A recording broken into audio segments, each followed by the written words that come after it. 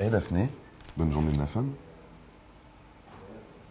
Le 8 mars, c'est la journée internationale de la lutte pour les droits des femmes.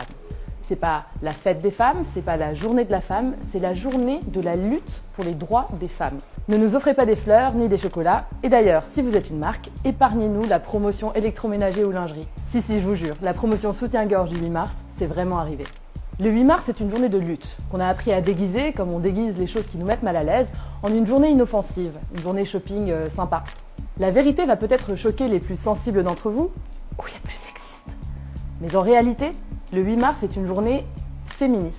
Oui, vous m'avez bien entendu, féministe. Qu'est-ce qu'on demande? Pas grand-chose en fait. 1. L'égalité salariale. En France, l'écart de revenu salarial entre les hommes et les femmes reste de près de 24% selon des chiffres publiés par l'INSEE en 2017. 2. Le droit à vivre. Parce qu'en France, en 2019, une femme est tuée par son conjoint ou ex-conjoint tous les 2 jours. 3. Le droit à ne pas subir de violences sexistes ou sexuelles. Et 4. Le droit à la PMA pour toutes. Parce que ces combats sont urgents et essentiels, le 8 mars est devenu une journée de grève générale des femmes dans plusieurs pays du monde. Berlin a décidé d'en faire un jour férié, un peu comme le 1er mai pour les travailleurs. Traiter cette journée comme autre chose qu'une demande politique de changement, un truc sérieux quoi, c'est rabaisser les demandes que je viens d'expliquer au titre de lubie qu'on peut calmer en baissant le prix des culottes pour une journée. Pour la petite histoire, ou l'histoire tout court d'ailleurs, l'idée de créer une journée de lutte pour les femmes vient d'une première grève des travailleuses du textile à New York en 1908. L'année suivante, on commémore une première journée de défense des droits des femmes aux États-Unis.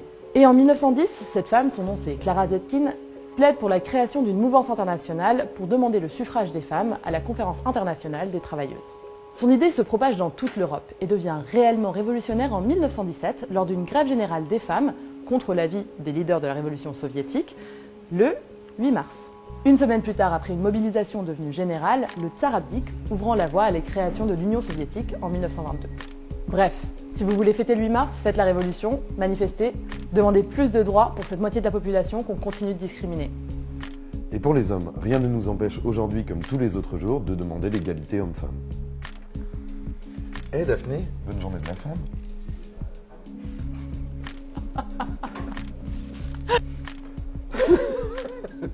Je jette ta tête. Hey Daphné, bonne journée de la femme. Non, je pense qu'on a eu la bonne et que maintenant, ça ne sert plus à rien d'essayer.